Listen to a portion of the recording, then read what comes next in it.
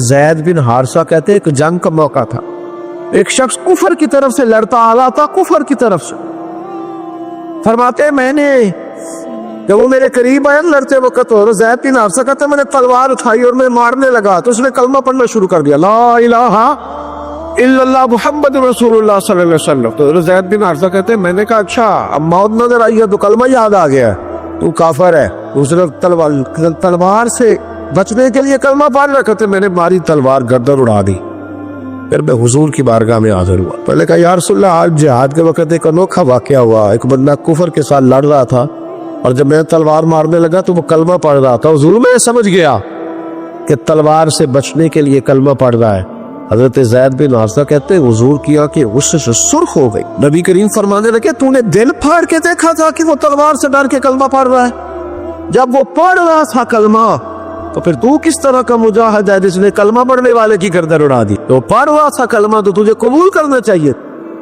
میرے بھائی یہ بڑا محتاط معاملہ ہے، لیکن مسئلہ یہ ہے کہ یہ کچھ دنوں تک یہ باتیں رہتی ہیں، پھر آہستہ آہستہ میری آنکھوں سے بھی رخصت ہو جائے، آپ کی نظروں سے بھی رخصت ہو جائے گی، لیکن وہ دو بیٹیاں ساری زندگی نہیں بھلا سکتی، ان کے لیے تھوڑا سا مشکل ہے۔ ان پر جو طوفان تیری سے گزرا ہے نا، گزرا تو چند منٹوں میں ہے لیکن صدیوں تک اس کی گونج رہے گی، صدیوں تک۔ اللہ تبارک و تعالیٰ کوئی فضل کرتے۔ اب تو ہم دعاؤں والی جگہ پہ آ گئے ہیں، کیونکہ میری قوم تو انویسٹر ہے نا، ان سب کی میری قوم انویسٹر ہے، وہ انویسٹ کرتی ہے ان لوگوں، ان کو لاتی ہے، بناتی ہے، خرچے کرتی ہے، پوسٹر چھاپتی ہے، شرم نہیں آتی، حیا نہیں آتی، ایسے لوگوں کو لاتی ہے۔ اب پھر کیا مطلب بات کی جائے، اور میں نے اس وقت بھی کہا تھا، پھر کہتا ہوں اور ببانگے دوہل کہتا ہوں کہ نمبر پلیٹیں بدلنے سے گاڑیاں ٹھیک نہیں ہوتی، نمبر پلیٹیں بدلنے سے گاڑیاں ٹھیک نہیں ہوتی، گاڑی کا انجن بدلنے سے پھر ہی اس کا دھواں ختم ہوتا ہے۔ نمبر پلیٹ بدل کے چہرے وہی، باتیں وہی، کام وہی، یہ کس طرح صحیح ہو سکتا ہے؟ یہ تو نظام اس وقت ٹھیک ہو جائے جب اندر سے بولیے انجن بدلے جائے، تب یہ معاملات صحیح ہوں گے۔ بس دعا کرو جمعے والے دن اللہ اپنی خاص رحمت فرمائے۔ بہرحال آمدہ برسر مطلب حضرت ابو بردہ رضی اللہ تعالیٰ عنہ حاضر خدمت ہوئے، عرض کیا یا رسول اللہ صلی اللہ تعالیٰ علیہ وسلم، حضور کوئی کام بتائے مجھے، میں کروں تو میری دنیا بھی بن جائے آخرت بھی بن جائے، کوئی کام بتائے، کوئی حکم۔ آپ فرماتے میری جیب میں پیسے بھی تھے، حضور کہتے تو میں کنواں بھی کھدوا دیتا، سرکار فرماتے تو میں کسی مسجد کی جگہ میں وسعت بھی کر دیتا، کوئی حکم بتائے تو کہتے حضور نے عجیب حکم بتایا، فرمایا اعزل الاذی عن طریق المسلمین، فرمایا ابو بردہ اگر تو نے نفع والا کام کرنا ہے نا، جس سے تیری دنیا بھی بنے اور آخرت بھی بنے، تو فرمایا جب تو رستے میں چل رہا ہو نا تو جو چیزیں کسی کو تکلیف دینے والی ہو وہ رستے سے اٹھاتا جایا کر، وہ چیزیں رستے سے مشکل کام ہے، خاصا مشکل ہے نا جی، رستے سے چیزیں اٹھاتے جایا کر، یہ وہ کام ہے جس سے تیری دنیا بھی بنے گی اور تیری آخرت بھی بنے، تجھے نفع ملے گا، تکلیف دینے والی چیزیں رستے سے اٹھا۔ حضرت خواجہ نظام الدین محبوب الہی رحمۃ اللہ علیہ کا ایک مرید آیا، کہنے لگا حضور لوگ بڑا تنگ کرتے، اب میں بھی تنگ ہی کروں گا، ہمارا دعویٰ ہے نا کہ میں اچھے کے ساتھ اچھا ہوں اور برے کے ساتھ ہے، یہ کوئی کمال کی بات ہے، برے کے ساتھ تو سارے ہی برے ہوتے ہیں، اچھے کے ساتھ تو سارے ہی، کمال تو یہ ہے کہ میں اچھے کے ساتھ بھی اچھا ہوں اور برے کے ساتھ بھی اچھا ہوں، یہ کمال ہے، یہ کائے کا کمال ہے کہ جس طرح کا وہ اس طرح کا، یہ کوئی کمال نہیں۔ میرے بھائی حضرت جناب خواجہ صاحب رحمۃ اللہ علیہ سے حضرت محبوب الہی سے وہ مرید کہنے لگا حضور آپ ہمیشہ درگزر کی باتیں سناتے ہیں، لوگ تنگ کرتے، اب میں نے فیصلہ کر لیا ہے کہ جو میرے رستے میں کانٹے بچھائے گا میں بھی اس کے رستے میں کانٹے بچھاؤں گا۔ تو آپ فرمانے لگے بیٹا نہیں، کوئی کانٹے بچھائے تو کانٹے اٹھا لیا کر۔ اس نے کہا حضور نہیں میں نے بھی کانٹے بچھانے ہیں۔ تو آپ فرمانے لگے آدھی سڑک پہ تو نے بچھا دیے، آدھی پہ اس نے بچھا دیے، تو جتنے لوگ گزرے گے سب کے پیر زخمی ہو جائیں گے، تو سارا روڈ کانٹوں سے بھر جائے گا۔ کوئی اٹھانے والا بھی تو ہونا چاہیے، کوئی کانٹے چلنے والا بھی ہونا چاہیے، کوئی ایسا شخص موجود ہو جو رستوں کے کانٹے اٹھائے۔ میرے بھائی راہ کے ہم پر حقوق ہے، رستے کے ہم پر۔ نبی پاک صلی اللہ علیہ وسلم نے رستے میں بیٹھنے پہ منع کیا، لیکن فرمایا اگر بیٹھنا ہے تو تمہیں 5 کام کرنے پڑیں گے۔ گرمیوں میں جس کا دل کرتا ہے نا کہ کھلی ہوا میں بیٹھوں، بیٹھ لے پر 5 کام کرے، یہ بخاری ہے۔ جس کا دل کرتا ہے نا سردیوں میں گلی میں بیٹھوں، دھوپ لوں، تو پھر وہ کتنے کام کرے گا؟ بولیے یا رسول اللہ صلی اللہ تعالی علیہ وسلم کیا کیا کرے تو رستے میں بیٹھنے کی اجازت ہے؟ تو نبی پاک صلی اللہ علیہ وسلم نے فرمایا رستے کا حق ادا کرو، 5 کام کرو۔ یا رسول اللہ کون کون سے؟ فرمایا اگر رستے میں بیٹھنا ہے تو نظریں نیچی کر کے بیٹھو، اس کو بھی اس کو بھی، آنے والے کو بھی اور جانے والوں کو بھی دیکھنے کی تمہیں اجازت ہے۔ رستے میں بیٹھنا ہے تو بھی نظریں نیچی کر کے بیٹھو۔ رسول کریم علیہ السلام نے فرمایا رستے میں بیٹھنا تو دوسری شرط ہے، یہ شرطیں 5 لگائی نبی پاک نے، یہ بخاری ہے۔ فرمایا رستے میں بیٹھنا ہے تو دوسری شرط تمہارے لیے یہ ہے کہ جتنی چیزیں تکلیف دینے والی رستے میں پڑی ہوگی وہ بیٹھنے والے نے اٹھانی ہے۔ اس نے ایک نیا وہاں بیٹھ کے اذیت والا کام نہیں کرنا، بلکہ اس کی ذمہ داری ہے چونکہ رستے میں وہ بیٹھا ہے، تکلیف دہ چیزیں اٹھائے گا۔ اور تیسری شرط نبی کریم علیہ السلام نے فرمایا تم پر ضروری ہے کہ تم نے سلام لینے والے کا جواب جلدی دینا ہے۔ رستے میں بیٹھنا ہے تو سلام لینے والے کا جواب جلدی دینا ہے۔ اور چوتھی شرط یہ ہے کہ تم نے رستے میں بیٹھے بیٹھے نیکی کا حکم دینا ہے اور برائی سے منع کرنا ہے۔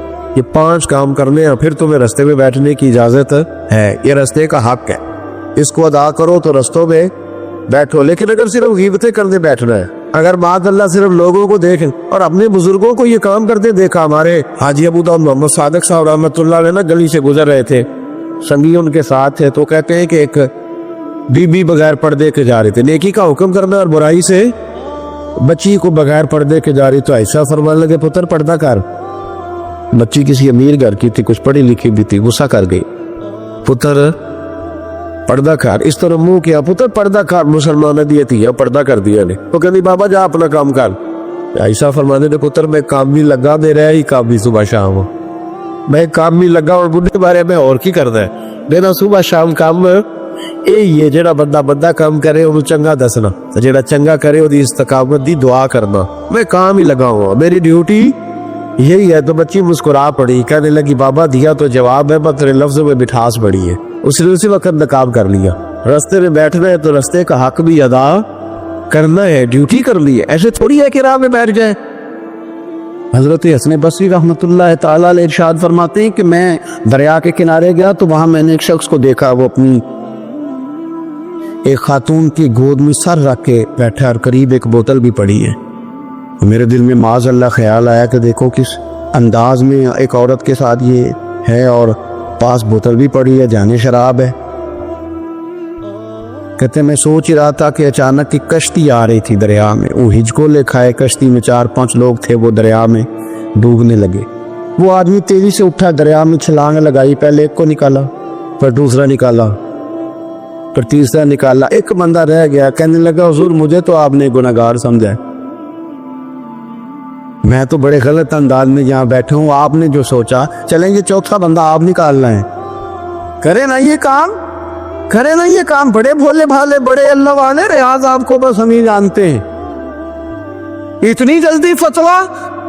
حضرت حسن بصری فرماتے ہیں میں پشیمان ہوا، میں نے کہا مجھے تیرنا نہیں آتا، تو دیر نہ کر، 4تھا ڈوب نہ جائے۔ کرتے اس نے چھلانگ لگائی، 4تھا بھی نکال لایا اور کہنے لگا حضرت آپ نے جلدی کی سوچنے میں، یہ بی بی میری ماں ہے اور یہ سرکے کی بوتل ہے۔ ہم ماں بیٹے کا یہ مشغلہ ہے کہ یہ وہ جگہ ہے جہاں آ کے لوگ مسافر اترتے ہیں، اور یہاں سے کسی کا گھر 100 میل ہے، کسی کا 200 میل ہے۔ ہم صبح سرکہ کھجورے روٹیاں لے کے یہاں آتے ہیں، مسافروں کی نوکری کرتے ہیں، کوئی پریشان ہو تو مدد کرتے ہیں۔ حضرت خواجہ حسن بصری فرماتے ہیں میں نے معافی مانگی، ان سے بھی مانگی، رب سے بھی مانگی، انہوں نے مانگ لی نا مجورت سے، پر ہم کو نہیں تیار مانگنے کو۔ ہم ہر وقت بدگمانی وہ فلانا فلانے جرم کرتا تھا، میں اسے اب کیسے نیک مان لوں؟ بھائی اب وہ نمازی ہے، خدا کے گھر آتا جاتا ہے، اب اللہ کی بارگاہ میں حاضر ہوتا ہے، جب رب نے معاف کر دیا تو بھی سوچ بدل جا۔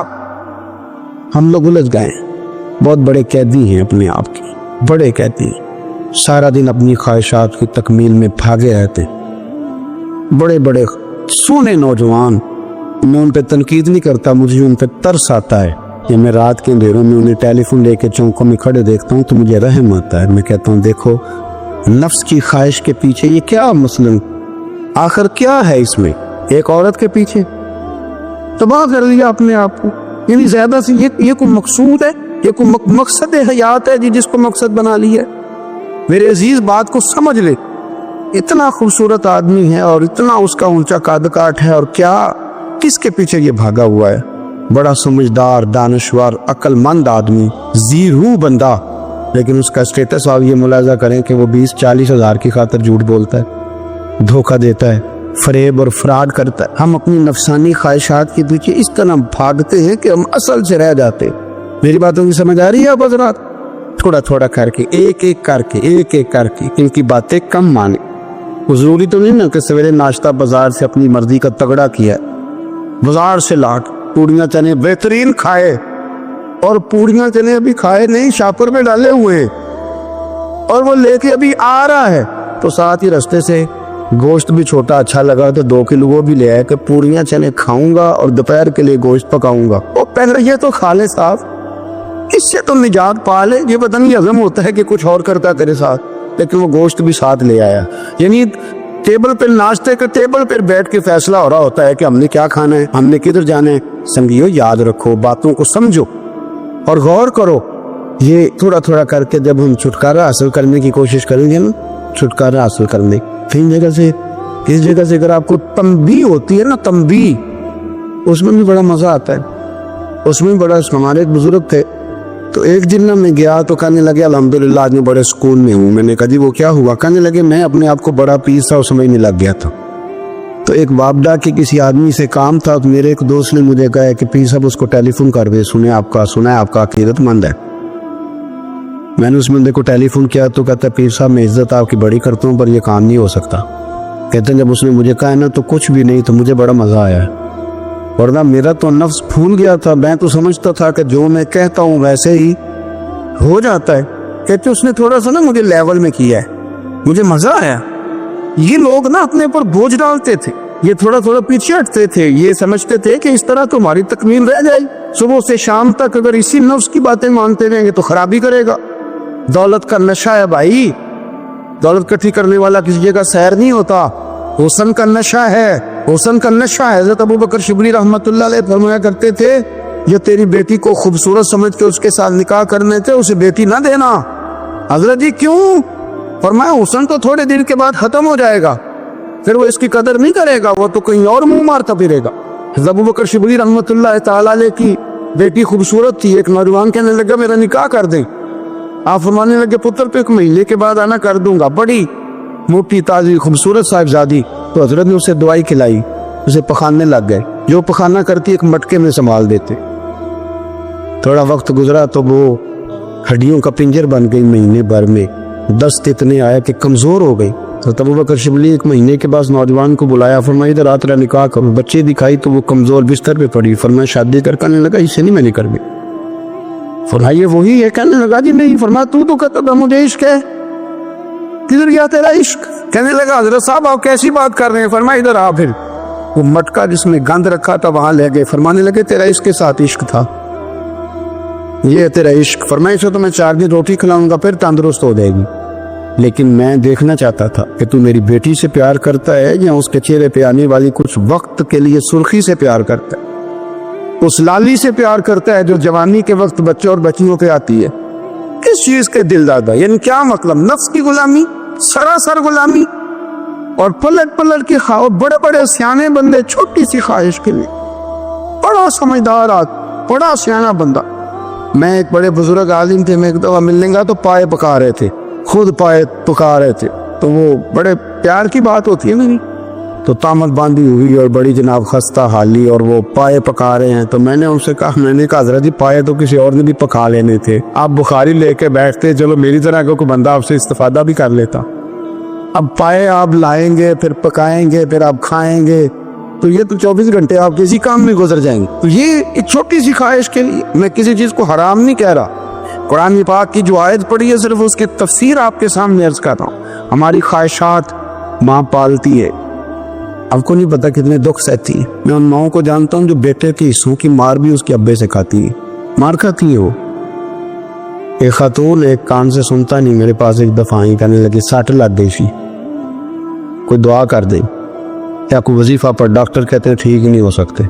मैंने कहा बाजी सही बताओ मसला क्या है? कहने नहीं कुछ भी नहीं, मसला क्या होना है, पुत्र गलत निकल आया है, उसका बाप रोज मारता है, मैं आधी गई तो उसने एक थप्पड़ मेरे कान पे मार दिए, पर्दा फट गया। माँ मार खाती है लेकिन वो पुत्र जिसको बड़ी मेहनत से पाला है वो जवान होता है तो अम्मा से कहता है तुझे छोड़ देना है, पर जिस लड़की से मेरा टेलीफोन पे राब्ता है उसे नहीं मैंने छोड़ना, वो नहीं छोड़ सकती। हर शे कुचल जाता है वो। अम्मा कभी लेट के रात को सोचती है कि ये तो मेरी कुल कमाई थी, मैं तो आज भी इसके हिस्से के थप्पड़ अपनी गालों पे बर्दाश्त कर रही हूँ, तो ये किधर गया? अर्दशीर नाम का बादशाह था। हजरत मुहद्दिस इब्नुल जौज़ी आज से कुछ 700 साल पहले लिखते। अर्दशीर बादशाह बड़ा खूबसूरत था, जवान था, बड़ा अक्लमंद था। उसने इस तरह के करीब करीब की सारी रियासतों पे कब्जा कर लिया। बड़ा अक्लमंद ज़ीरक था, कब्जा हो गया। एक बादशाह बड़ा सख्त था, उसके साथ जब पंजा आजमाई हुई तो अर्दशीर कहता है उस पर मेरा कब्जा नहीं हो रहा था, और जब हमने सारी रियासतों ने मिलकर उस पर हमला किया तो एक किले के अंदर किला बंद हो गया। अर्दशीर बड़ा खूबसूरत आदमी था, बड़ा समझदार था, तो वो बादशाह किला बंद हो गया, उसने कहा निकलना ही नहीं। अब वो अंदर बंद है, यक बार की हमला किया तो वो बड़ा बड़ा किला था उसमें बंद हो गया। उस बादशाह की ना जिस पर हमला किया उसकी बेटी अचानक एक दिन किले की दीवार पे चढ़ी तो अर्दशीर के हुस्न जमाल को देखा तो आशिक हो गई, और अपने ही बाप के खिलाफ उसे कहने लगी कि अगर तू मेरे साथ शादी का वादा करे ना तो मैं तुझे रास्ता बताती हूँ हमला करने का। उसने कहा मेरा वादा रहा, तो रास्ता बता। उसने रास्ता बताया उस लड़की ने, और बादशाह ने हमला किया तो उसका बाप कत्ल किया, उस इलाके पे कब्जा किया शादी के वादे पर। हाँ हाँ, नफसानी ख्वाहिश बंदे को अंधा कर देती, नहीं समझ आती उसको मैं किधर जाऊं, अंधा कर देती। हमला किया, और जब उस लड़की को लेके आया ना अपने महल में, तो पहले दिन शादी की पहली रात थी, तो बिस्तर बिछाया कनीज ने, तो वो कभी करवट उधर बदलती कभी उधर बदलती, तो बादशाह कहने लगा क्या है? कहने लगी बिस्तर में कुछ है, मुझे तकलीफ दे रही। उसने चिराग जलाए और जब बिस्तर उठाया तो एक इतना सा धागा निकला। धागे से इन्होंने तकलीफ नहीं होती, तो उसने कहा तो इतनी नरम नजर कह के धागा। कहने लगी मेरा बाप ना मेरे साथ इतना प्यार करता था कि रोज मेरा बिस्तर भी खुद बिछाता था, और उसने आला रखा हुआ था, वो नापता था कि कोई पाया ऊंचा नीचा तो नहीं, मेरी बेटी का बैलेंस सोते वक्त खराब ना हो जाए, और मेरे लिए गोश्त और कपड़े भी खुद पसंद करके लाता था, खाने पीने का खुद ख्याल करता था। अर्दशीर कहने लगा अच्छा वो इतना प्यार करता था, और फिर तूने उसके साथ क्या किया? कहने लगा बुलाओ कनीजों को बुलाया, फरमाया इसको उठाओ और जल्लाद के पास ले जाओ, उसे कहो कि इसके बाल एक घोड़े के साथ बांधे, पैर दूसरे घोड़े के साथ बांधे, और एक घोड़ा इधर भगा दे, किधर भगा दे। ये जिसके बाप ने इतना प्यार किया, ये नफ्स की इतनी गुलाम है कि उसकी वफादार नहीं रही तो मेरी वफादार कैसे बने? इसने इतने नाजों से पाला कि धागा इसे बर्दाश्त नहीं।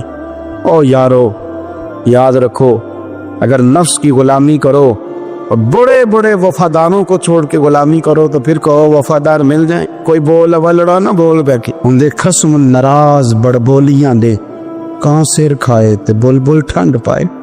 बड़े फर्क नहीं सजना बोलियां दे, ਜਿਹੜੀਆਂ ਖਸਮਾਂ ਦੀ ਵਿੱਚ ਰਜ਼ਾ ਵਸਣ ਭਾਗ ਜਾਗ ਜਾਂਦੇ ਉਹਨਾਂ ਗੋਲੀਆਂ ਦੇ। ਆਪ ਉਦਲੀਆਂ ਨੂੰ ਸਰਦਾਰ ਪਹਿਨ ਤੱਕੇ ते शर्मा वालियां नू झूठे डोलियां दे। अपने नफ्स के पीछे चलोगे तो ये तबाही है। जब हमने किसी से वफा नहीं की तो ये क्या उम्मीद हुई कि दुनिया हमसे वफा करेगी? अल्लाह रसूल की मर्जी के मुताबिक उसूल पसंद जिंदगी बनाए, एक एक करके अपनी ख्वाहिशात से पीछे हटे, थोड़े पे गुजारा करना सीखें, अपने नफ्स को समझाएं। जरूरी नहीं कि रोटी हर वक्त मजे के लिए खाई जाए, कभी कमर सीधी करने के लिए खुश्क रोटी भी खा के देखो, कभी सादा खाना उस पे भी इक्तिफा करो, कभी थोड़ा करके अच्छे तरीके से सादे कमरे में भी अल्लाह को याद करके देखो। नफ्स के पीछे न भागिएगा, तबाही करेगा। फरमाया ख्वाहिशों के पीछे न चलना, तुम्हें अल्लाह के रास्ते से बेका देंगी। और फरमाया बेशक उनके लिए सख्त अजाब है जो अल्लाह के रास्ते से बैग गए। और क्यों सख्त अजाब है? इसलिए कि उन्होंने आखिरत के दिन को भुला दिया। आखिरत का दिन भुला दिया, पीछे का ख्वाहिशों के पीछे न चलना, तुम्हें अल्लाह का रास्ता भुला देंगी। मफहूम आयत ये हुआ, कुरान ने हमें इरशाद ये फरमाया कि ख्वाहिशात नफ्स के पीछे चलोगे आखिरत को भूल जाओगे। تمہارے ذہن میں یہ بات نہیں رہے گی کہ میں نے مرنا بھی ہے. پھر لوگ معاذ اللہ ثم معاذ اللہ یہ کہیں گے کہ بھائی یہاں جینے دو نا, پھر آگے جائیں گے تو دیکھی جائے گی. لوگ بھول گئے مرنے کو. ہماری ساری جدوجہد زندہ رہنے کے لیے ہے, ساری 60-70 سال کے لیے سارا کچھ ہے. آپ دیکھ لیں, ٹٹول نہیں کسی بندے کو. صرف جتنی محنت کر رہا ہے وہ جینے کے لیے کر رہا ہے.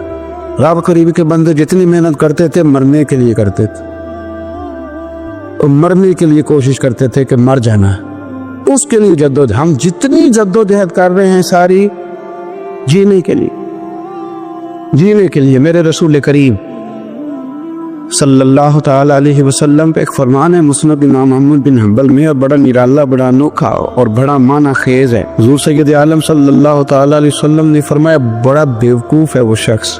ذرا ترتیب دیکھیے, حضور کی زبان سے نکلے ہوئے حکمت کے موتی, مسند امام احمد بن حنبل. فرمایا وہ بڑا بیوقوف بندہ ہے جو چلتا اپنی خواہشات نفس کے پیچھے اور امید یہ رکھتا ہے کہ رب مجھے آخرت میں انعام عطا کرے گا. چلتا کس کے پیچھے ہے؟ خواہش کے پیچھے. اور کہتا یہ ہے کہ اللہ مجھے قیامت میں انعام دے گا, تو انعام تو اسے دیا جاتا ہے نا جو محنت کرتا ہے. دیکھیں نا, جس کا منہ پنڈی کی طرف ہے تو پنڈی وہ پہنچے گا, کہ وہ جس کا منہ پنڈی کی طرف ہے وہ لاہور پہنچ جائے گا. منہ پنڈی کی طرف کرنا اور خواہش لاہور کی رکھنا, منہ کر لینا لاہور کی طرف اور خواہش پنڈی کی رکھنا, تو میاں یہ تو نہیں نہ ہوگا. پیچھے تو چلے خواہشات نفسانیہ کے ہمارے ہاں نا بہت بڑا رٹا ہے. آپ یقین کریں, میں اکثر کہتا ہوں, میں یہ کہا کرتا ہوں کہ ہمیں نا اپنی مرضی کا سارا کچھ چاہیے, اپنی مرضی کا سارا کچھ. ابا جی بھی اپنی مرضی کے, بچے بھی, استاد بھی, پیر صاحب بھی. پیر صاحب بھی یہ میری مرضی کا ہونے چاہیے. بھائی وہ پیر صاحب ہے یا تو اس طرح کرنا کہ تو خود پیر بن جا, وہ بھی میری مرضی کا. ہر شے میری مرضی کی. بلکہ قرآن مجید کے 13ویں پارے میں تو رب فرماتا ہے لوگوں نے نفس کی خواہش کو خدا بنا لیا ہے. نفس کی خواہش کو خدا بنا لیا, اس کے پیچھے بھاگتے. اپنی خواہشات تھوڑی تھوڑی کم کریں زندگی میں, تھوڑی کم کریں. پرانے کپڑوں پہ بھی ایک سیزن نکال کے دیکھیں. ایک وقت کا کھانا جو اپنا آپ کا من بڑا چاہ رہا ہے نا, تو ایک وقت کا کھانا صرف اللہ کی رضا کے لیے کسی غریب کو دے کے دے. میں ایسے سینکڑوں اور ہزاروں لوگوں کو جانتا ہوں جن سے میں پوچھوں نا گھی کس بھاؤ ہے تو انہیں کوئی نہیں پتا. میں نے 2-4 نہیں کہے, میں نے سینکڑوں اور ہزاروں کہے. میں جانتا ہوں ان کو نہیں پتا چنے کی دال کا ریٹ کیا ہے, نہیں پتا. اور میں ایسے بھی سینکڑوں اور لاکھوں کو جانتا ہوں کہ جس کی بیوی رات کو خاوند کو کہتی ہے کہ جو سویرے گھی لائے تھے وہ ختم ہو گیا, سویرے بچوں نے اسکول جانا ہے تو پراٹھے پکانے کے لیے گھی کوئی نہیں. تو درمیان والا بیٹا تو خشک روٹی بھی نہیں کھاتا.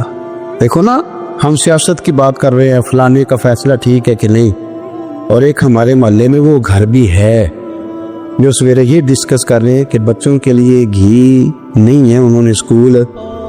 یہ سارے تبصرے, یہ ساری باتیں, یہ لمبے چوڑے, یہ تو پیٹ بھر کے روٹی کھانے کے مسئلے. اگر بھوک شدید لگی ہو تو پھر بات یاد نہیں رہتی. نفسیانی خواہشات کا حال یہ ہے کہ جو نیا موبائل کا نیا ماڈل آتا ہے وہ مارکیٹ میں شارٹ ہو جاتا ہے. ہم غریب لوگ, نیا ماڈل جو آتا ہے نا موبائل کا وہ ہمارے ہاں مارکیٹوں میں ملتا نیا, یعنی پرانا ملے گا آپ کو, استعمال شدہ نیا. یہ وہ غریب ملک ہے جس کے اندر تھر میں لوگوں کو پانی نہیں مل رہا. اور میرے نفس کی خواہش یہ ہے کہ کہیں مجھ سے پہلے, میں نے اپنے کانوں سے سنی ہے بیویاں کپڑے خریدتی کپڑے کی دکانوں پہ, کل چھاٹ ہے تو ڈیزائن بڑے لوگ کا پا لیا ہے, وہ دے جو بھی کسی نے. جو میرج ہال زیادہ مہنگا بنتا ہے نا اس میں رش زیادہ ہے. سستے میرج ہالوں کے اندر رش ہے, جائیں جا کے تجزیہ کر لیں. میں آپ کو نتیجہ نکال کے دے رہا ہوں. وہ بھائی کدھر ہے وہ غریبی, کدھر ہیں وہ غریب لوگ؟ وہ تو پتہ نہیں بیچارے کہاں سو گئے, کونوں میں لگ گئے, وہ تو سانس بھی نہیں لیتے. ہماری خواہشات نفسانیہ اتنی بڑھ گئی ہیں, اتنی بڑھ گئی ہیں. دنیا کے اندر جو گناہ ہو رہے ہیں یہ روزی روٹی کے لیے نہیں ہو رہے. روزی روٹی تو اللہ دیتا ہے. جو لوگ جسم فروشی کر رہے ہیں, یہ جو لوگ لوگوں کی تجارت کر رہے ہیں, دھندے ہو رہے ہیں, تو روزی روٹی کے لیے نہیں, نفسانی خواہشات کے لیے. یہ کاروں اور بنگلوں کے لیے سارا کچھ ہو رہا ہے, یہ جائیدادوں کے لیے ہو رہا ہے, یہ نیا پیٹرول پمپ لگانے کے لیے کوشش ہو رہی. یہ ساری جدوجہد مطلب آپ دیکھیں نا، ہمارے یہاں ایک گھر ہوتا ہے، گھر کے بعد ایک لان ہوتا ہے، اس سے صبر نہیں آتا تو اس کے بعد پھر فارم ہاؤس ہوتا ہے، ڈیرا ہوتا ہے، اس کی الگ ہمیں ضرورت ہے نا۔ اتنے پیر نہ دنیا کے اندر آپ پسارے کہ دنیا سے جانے لگے تو یارو کٹھے ہی نہ کر پائیں، نہ اتنے نہ۔ اپنی زندگی مختصر، محدود، تھوڑی خواہشات، گنے ہوئے پیسے، نفع تلے کام۔ میں آپ کو صحیح بتاتا ہوں، جیسے جیسے انسان بڑا ہوتا جاتا ہے وہ الجھتا جاتا ہے، اس کے مسائل بڑھتے جاتے ہیں۔ آپ دیکھ لیں ہمارے ہاں لوگوں کی آمدن تھوڑی نہیں، خرچے زیادہ ہیں، مسائل اخراجات کے، آمدن کے تھوڑے ہیں۔ میرے رسول کریم صلی اللہ تعالی وسلم کے قربان جاؤں، مدینے والے حبیب نے کمال کر کے ہمیں دکھایا۔ حضور سید عالم علیہ السلام نے فرمایا میں تو بھوک لگنے پہ روٹی کھاتا ہوں، میں تو بھوک پوری لگ جائے تو کھاتا ہوں، اور فرمایا پوری بھوک مٹتی نہیں تو میں ہاتھ کھینچ بھی لیتا ہوں، میں شکم سیری نہیں کرتا۔ ہم تو ٹائم دے کے روٹی کھاتے، یہ نہیں کہتے بھوک لگی، کہتے 7 بج گئے، ناشتے کا ٹائم ہو گیا، اب 2 بج گئے، اب دوپہر کے کھانے کا ٹائم ہو جاتا ہے، بھوک لگے نہ لگے۔ اب مغرب ہو گئی تو شام کے کھانے کا اپنی خواہشات کو سمیٹو، ورنہ یہ غلام بنا لے گی۔ مسلمانوں کی نا ایک تعداد لڑتے دور چلے گئی، تاتاریوں نے قید کر لیا۔ 4 مسلمان تھے، تبلیغ کرنے گئے، جنگ کرنے گئے، جہاد کرتے کرتے کافروں سے لڑتے تاتاری قوم میں چلے گئے، اور قید کر لیے گئے تو سزائے موت کا حکم ہوا۔ 4 بزرگ تھے، سزائے موت کا حکم ہوا تو تاتاری بادشاہ جو تھا وہ بڑا خلاف تھا، بڑا سخت مخالف تھا مسلمانوں کے۔ اس نے کہا کہ ان کو جب پھانسی دینا نا مسلمانوں کو تو میرے سامنے دینا۔ اب 4 عالم ہے، 4 صوفی ہے، سفید داڑھی یا سر پہ امام ہے۔ پھانسی کا وقت آیا تو جو پھانسی گھاٹ ہے وہ ایک ہے، چاروں کو کٹھے پھانسی نہیں ہو سکتی۔ ایک کو کہا کہ ایک ایک کر کے ان کو پھانسی دو۔ جب پھانسی کا وقت آیا نا تو جو سب سے پیچھے سے ہوئی تھے وہ دوڑ کے آگے آئے، کہنے لگے بادشاہ پہلی باری میری لگا پہلی۔ اب بادشاہ نے کہا ٹھیک ہے اسے لٹکا دو۔ وہ قریب آئے تو دوسرے دوڑ آئے، کہنے لگے نہیں پہلی باری میں نے زیادہ کافر قتل کیے، میرا بڑا جرم ہے، مجھے پہلے سزا دو۔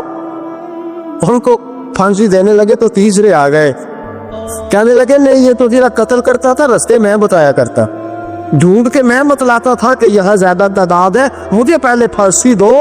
تیسرے کے ساتھ بات ہو رہی تھی تو چوتھا دوڑا آیا، کہنے لگا یہ رستے بتاتا تھا، یہ تبلیغ کرتا تھا، یہ سارا کچھ کرتا تھا، لیکن کہا یہ کہتے تھے چلو واپس چلتے ہیں، میں جانے نہیں دیتا تھا، میں کہتا تھا اور کافر مارنے اور علاقے فتح کرنے، میرا جرم بڑا ہے، مجھے پہلے پھانسی دو۔ بادشاہ کہنے لگا مجھے 35 سال ہو گئے حکومت کرتے، بڑی دنیا کو پھانسی دی ہے، لوگ تو ایک دوسرے کو دھکے لیتے ہیں کہ پہلے تو جا، اور تم کیسی قوم ہو کہ ایک دوسرے پہ قربان ہو رہے ہو۔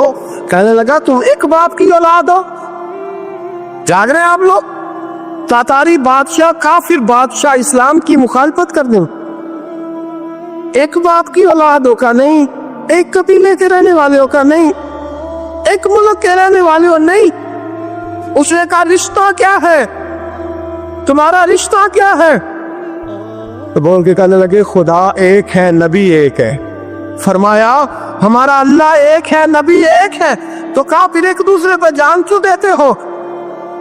فرمایا ہمارے نبی نے ہمیں بھائی بھائی بلا دیا ہے، بھائی کا دل نہیں کرتا اس کی آنکھوں کے سامنے بھائی چلا جائے، ہمارا دل نہیں کرتا پہلے مجھے دے۔ بادشاہ کہنے لگا تمہارا جذبہ مجھے متاثر کر گیا، جاؤ میں تم چاروں کو آزاد کرتا ہوں، تمہیں آزاد کرتا ہوں۔ میرے دوستو یہ رنگ تھا، دیکھے نا، یہ اس ترقی نے نظام دیکھا نا، اس فلک نے پہلی بار دیکھا، اس زمین نے پہلی بار، اور میرے حضرت فرمایا کرتے تھے زمین تڑپ کے روئی، اس نے پہلی دفعہ دیکھا۔ بڑے پرہیزگار، سچ بولنے والے، دیانتداری والے، حاجی صاحب، نمازی صاحب، صوفی صاحب، پیر صاحب، بڑے خوبصورت، ان کا کیا کریں؟ حضرت عبداللہ ابن عمر رضی اللہ تعالیٰ عنہ بیمار ہو گئے، شدید علیل تھے، طبیعت مبارک میں کمزوری آ گئی۔ بالآخر حضرت نافع آپ کے غلام تھے، ان سے کہنے لگے کہیں سے مچھلی مل جائے نا تھوڑی سی، میں کھاؤں گا۔ تو کہتے ہیں میں سارے مدینے میں ڈھونڈتا رہا، مچھلی نہ ملی۔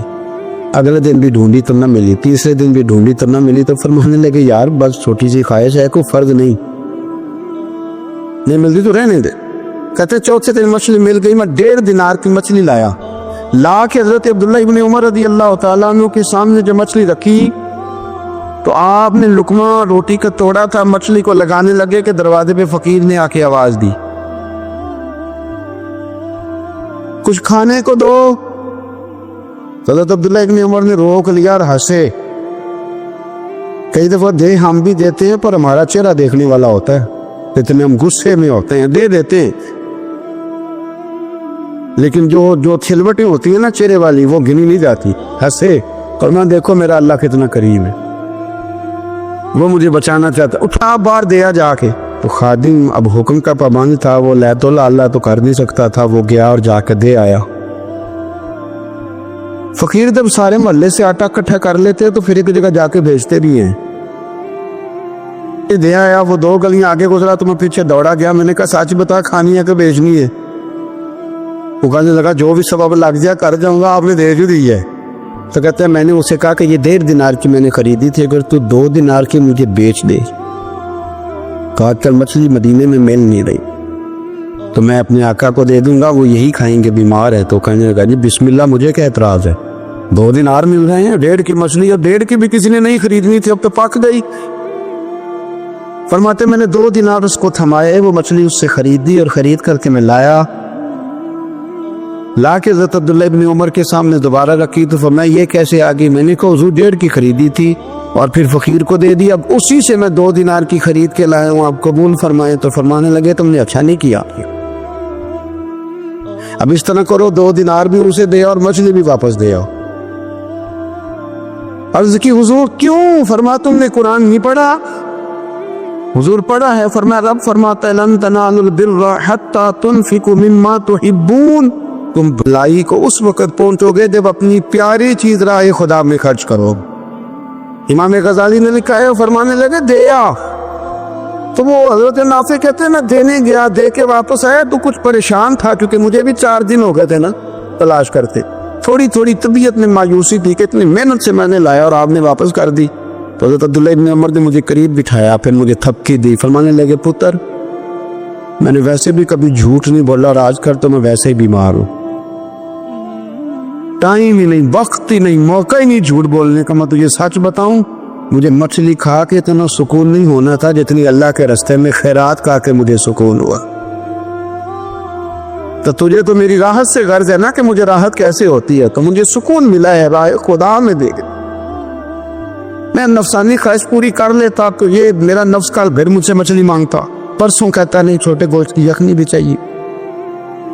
ہم لوگ الجھ گئے, بہت بڑے قیدی ہیں اپنے آپ کی, بڑے قیدی ہیں, سارا دن اپنی خواہشات کی تکمیل میں بھاگے رہتے. حضور سید عالم صلی اللہ تعالی علیہ وسلم نے فرمایا بڑا بیوقوف ہے وہ شخص, ذرا ترتیب دیکھیے. حضور کی زبان سے نکلے ہوئے حکمت کے موتی, مسند امام احمد بن حنبل. فرمایا وہ بڑا بیوقوف بندہ ہے جو چلتا اپنی خواہشات نفس کے پیچھے اور امید یہ رکھتا ہے کہ رب مجھے آخرت میں انعام عطا کرے گا. چلتا کس کے پیچھے؟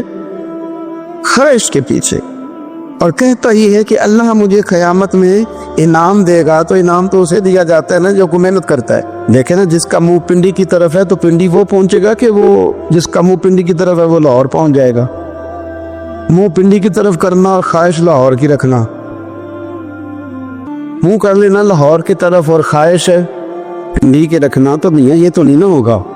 پیچھے جو چلے خواہشات نفسانیہ کے ہمارے ہاں نا بہت بڑا رٹا ہے. آپ یقین کریں, میں اکثر کہتا ہوں, میں یہ کہا کرتا ہوں کہ ہمیں نا اپنی مرضی کا سارا کچھ چاہیے, اپنی مرضی کا سارا کچھ. ابا جی بھی اپنی مرضی کے, بچے بھی, استاد بھی, پیر صاحب بھی یہ میری مرضی کا ہونے چاہیے.